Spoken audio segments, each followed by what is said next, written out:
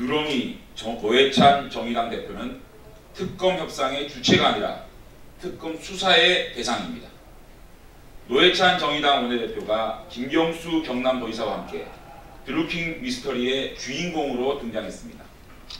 언론에 따르면 2014년 6월 드루킹의 초청으로 강연을 했고, 드루킹은 2016년 3월 노회찬 의원에게 5천만 원을 전달하겠다며 경복로 회원으로부터 돈을 모은 적도 있다는 것이 밝혀졌습니다.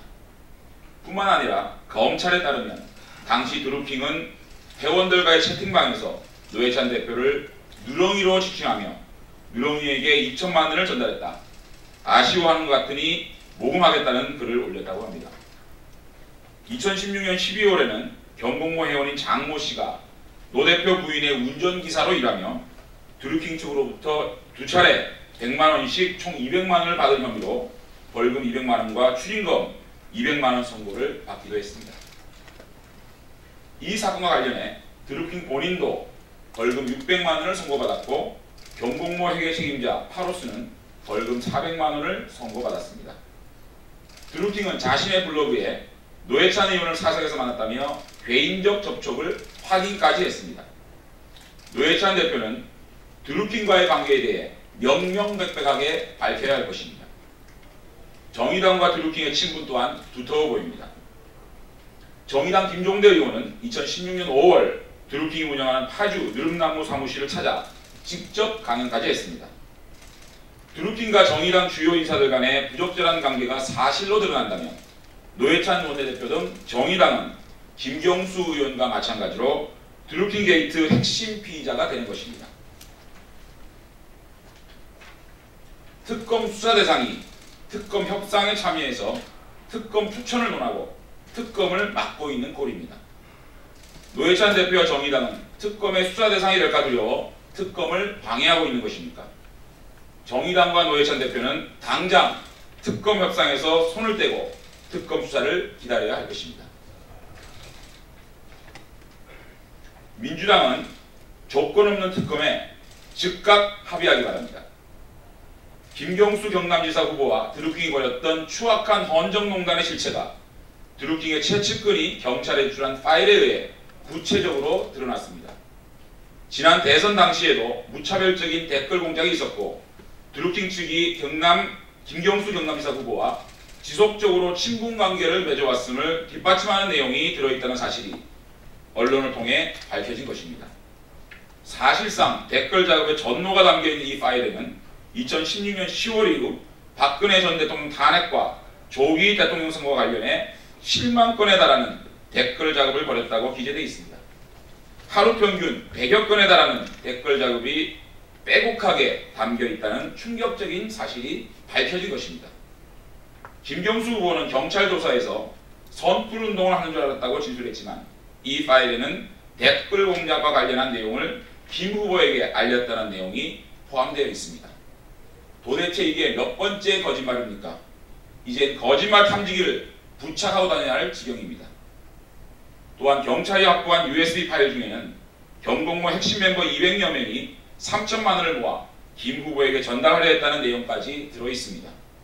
특히 200여 명의 구체적 명단과 그들이 낸 각 액수까지 기록되어 있다고 합니다.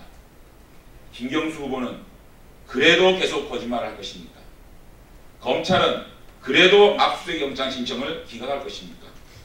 민주당은 그래도 계속 특검을 반대할 것입니까?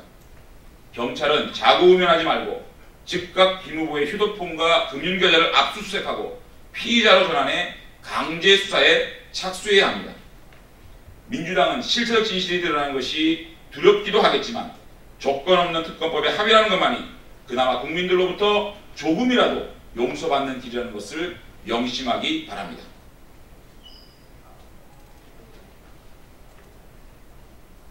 문재인 정권 출범 1년, 통합과 화합의 국정 운영을 기대합니다.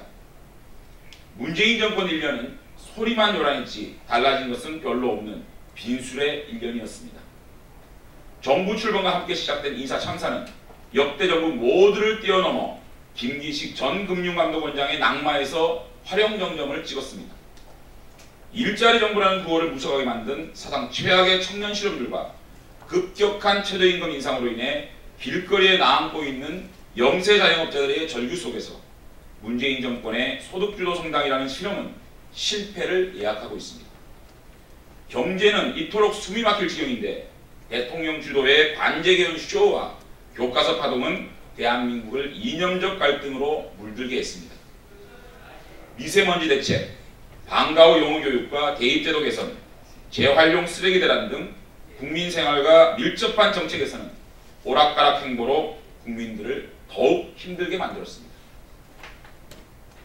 남북 문제에 있어서는 짧은 시간 내에 김정은을 세상 밖으로 끌어내는 데 성공하는 등 괄목할 만한 성과를 만들어내기도 했습니다. 그러나 완전한 북핵 폐기 등 손에 잡히는 성과 없이 북한에 대한 경제 제재와 압박을 풀어버린 것은 아닌지 여전히 걱정하는 국민들이 많은 것도 사실입니다. 문재인 정권은 내 편만을 위했던 지난 1년을 돌아보며 겸허한 마음으로 모든 정책을 근본적으로 재점검해야 할 것입니다. 문재인 정권이 이제 분열과 반목의 국정 운영을 접고 통합과 화합의 국정 운영으로 대전환하길 기대합니다. 문재인 정권 출범 1년 경제편입니다. 문재인 정권 집권 1년 만에 다시 하겠습니다. 문재인 정권 집권 1년 만에 고실업, 고물가, 고금리, 서민 삼중고 외화경비인 경제를 만들었습니다. 서민 경제가 삼중고에 빠진 그야말로 외화경빈의 1년이었습니다. 문재인 정권 1년 겉은 화려해 보이지만 정작 그 속은 텅 빈 외환내빈, 고실업, 고물가, 고금리 삼중고에 서민들의 허리가 휠판입니다. 전 세계 대부분의 국가가 경제 호황을 누리고 있는데 유독 대한민국 경제만 뒷걸음질 치고 있습니다. 문재인 대통령은 호기롭게 일자리 대통령을 외쳤지만 IMF 외환위기 이후 최고 실업률을 경신 또 경신하고 있습니다. 최저임금을 급격하게 올린 이후 외식, 서비스, 밥상 물가는 줄줄이 인상되고 서민들은 최악의 민생고에 시달리고 있습니다. 여기에 대해 대출금리까지 올라 이자 부담 때문에 서민들의 고통이 임계점을 넘어 정말 죽을 지경이라는 말이 절로 나오고 있는 상황입니다. 체감 청년 실업률 24%, 고용 증가율은 2014년 세계 46위에서 82위로 추락하고 46만 개의 일자리가 증발했으며 반도체 착시로 유지되던 수출도 하락세를 보이고 있습니다.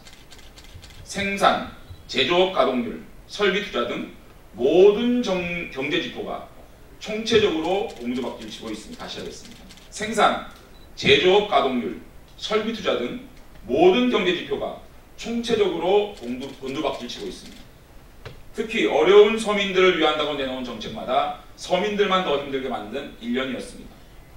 급격한 최저임금 인상에 중소상인, 자영업자, 중소기업인들은 생존을 위협하는 처지가 되었습니다.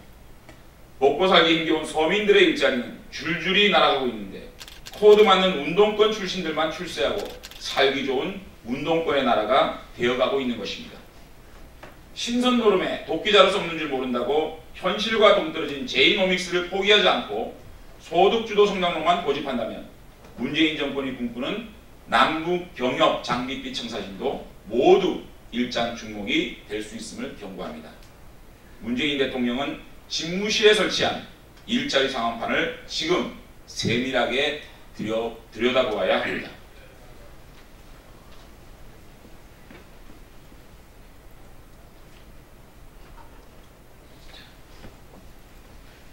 문재인 정권 출범 1년 인사편입니다. 문재인 정권 집권 1년 만에 5대 비리 인사벤체 원칙을 산산조각내고 참여연대를 대한민국 최고의 권력기관으로 만들었습니다. 문재인 정권은 1년 만에 출세한 운동권들만의 공화국, 전대협의 참여연대 경력이 있어야 성골 취급을 받는 나라를 만들었습니다. 이들은 한때 대한민국 국가전복계획을 수립하고 사회주의 전 단계인 민족해방과 민중민주주의 혁명을 추구했던 사람들입니다.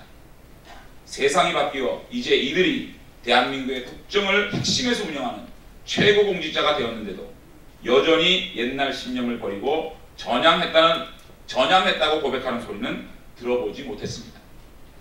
세간에서는 대한민국에서 제일 잘 나가는 대학이 참여연대이고 최고의 내각인 청와대에 진출하려면 참여연대를 나와야 한다는 우스갯소리가 나오고 있는 실정입니다.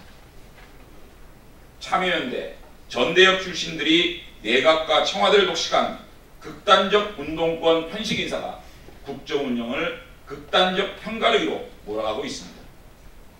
극단적 편향 인사가 운동권 집단 사고를 낳고 이런 집단 사고가 보수 적대시 정책의 진원지이자 협치의 최대 장애물이 되고 있습니다. 대선 때 약속했던 5대 비리 인사배제 원칙을 스스로 파괴해놓고 사과하는 사람 한 명 없습니다. 청와대가 야당을 공격할 때마다 단골로 사용하는 논리가 소위 약속인데 자신들의 대국민 약속 파기에 대해서는 고개 빳빳이 들고 뭐가 문제라는 식입니다. 조국 민정수석은 어제 인사검증 비판을 겸허히 수용한다며 검정 질문서를 보강하겠다고 했습니다. 검증 잘못을 인정한다면 사퇴부터 하는 것이 국민에 대한 도리일 것입니다. 안경환, 조대엽, 박기영, 박성진, 김기정, 이유정, 김기식 등 최근까지 계속됐던 검증 실패 기록들을 뽑아보면 이미 수도 없이 같은 실책을 반복하며 직무를 유기, 방관하고 심지어 후보자들의 흠을 방조해왔습니다. 이제 청와대 인사 핵심 책임자들은 다시 하겠습니다. 이제 청와대 인사 책임자들은 부족한 실력을 인정하고 선수 교체가 아닌 선수 생활 은퇴를 고민해야 할 때입니다. 문재인 정권은 지난 1년 역대 정부 모두를 능가하는 총체적 인사 실패에 대해 철저히 반성하고 통합과 협치의 기조로 조각 수준의 인사 개편을 단행해야 할 것입니다. 이상입니다.